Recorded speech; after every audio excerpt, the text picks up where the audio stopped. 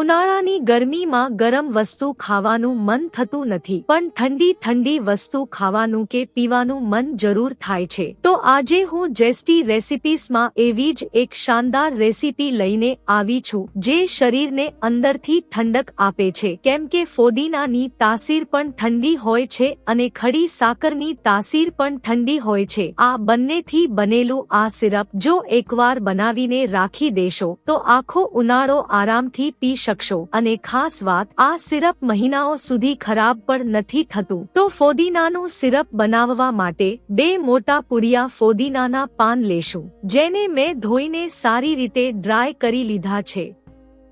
20 થી 25 તુલસીના પાન લેશું, જેને પણ ધોઈને રાખ્યા છે।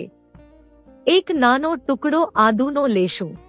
1 મોટી ચમચી વરિયાળી, 1 ચમચી શેકેલું જીરા પાવડર, 1 ચમચી મરીનો પાવડર, 1 ચમચી ચાટ મસાલો, 1 ચમચી સંચળ, 1 ચમચી વિનેગર જે સિરપમાં પ્રિઝર્વેટિવનું કામ કરે છે, 1/4 કપ લીંબુનો રસ લેશું અને સિરપ બનાવવા માટે ખડી સાકરનો ઉપયોગ કરીશું, જે શરીરને ખૂબ જ ઠંડક આપે છે અને હેલ્ધી પણ છે। તમે ખડી સાકરની જગ્યાએ રેગ્યુલર ખાંડ પણ લઈ શકો છો। ત્યારબાદ 3 ચમચી ચિયા સીડ્સ લેશું, જેને મેં પહેલેથી પલાળીને રાખ્યા છે। તો ચાલો ફટાફટ ફોદીનાનું સિરપ બનાવી લઈએ, જેને તમે મહિનાઓ સુધી ફ્રીઝમાં સ્ટોર પણ કરી શકો છો। તો અહીં 1 લીટર પાણી લેશું, તેમાં 1/3 કપ ખડી સાકરનો પાવડર ઉમેરી ઓગળવા દેશું અને પાણીને ફ્રીઝમાં ઠંડુ કરવા માટે મૂકી દેશું। હવે મિક્સર જારમાં ફોદીનાના પાન,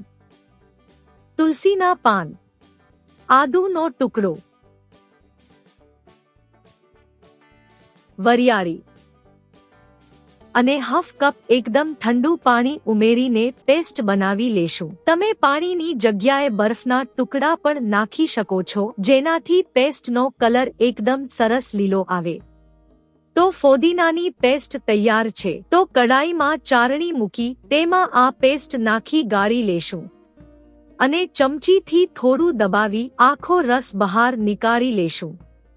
તો ફોદીનાનું પાણી તૈયાર છે। બજારમાં મળતા સિરપમાં ગ્રીન ફૂડ કલરનો ઉપયોગ કરવામાં આવે છે, જે આપણા શરીરને નુકસાન પહોંચાડે છે, પણ આજે આપણે નેચરલ રીતે સિરપ બનાવી રહ્યા છીએ, એટલે તેમાં કોઈ પણ જાતના ફૂડ કલરનો ઉપયોગ નહીં કરીએ। હવે આ ફોદીનાના પાણીમાં 1 કપ ખડી સાકરનો પાવડર ઉમેરીશું।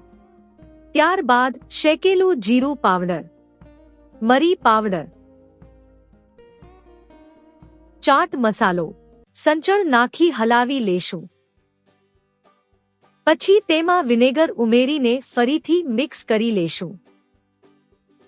ગેસને મીડિયમ ફ્લેમ પર રાખીને આ મિશ્રણને ઉકળવા દેશું અને થોડી વાર હલાવતા રહેશું। અહીં આપણે ચાસણી નથી બનાવવાની, ફક્ત થોડું ઘટ્ટ કરવાનું છે। જ્યારે ચમચા પર આ રીતે લાઈન પડતી દેખાય તો સમજવું કે આપણું સિરપ તૈયાર થઈ ગયું છે અને તમે આને બીજી રીતે પણ ચેક કરી શકો છો। હાથના ટેરવામાં જો સિરપ ચોંટે તો સિરપ પરફેક્ટ તૈયાર છે। હવે ગેસ બંધ કરી દેશું અને સિરપને ઠંડુ થવા દેશું। ઠંડુ થશે એટલે તે થોડું વધારે ઘટ્ટ બનશે। સિરપ ઠંડુ થઈ જાય પછી તેમાં લીંબુનો રસ ઉમેરી દેશું।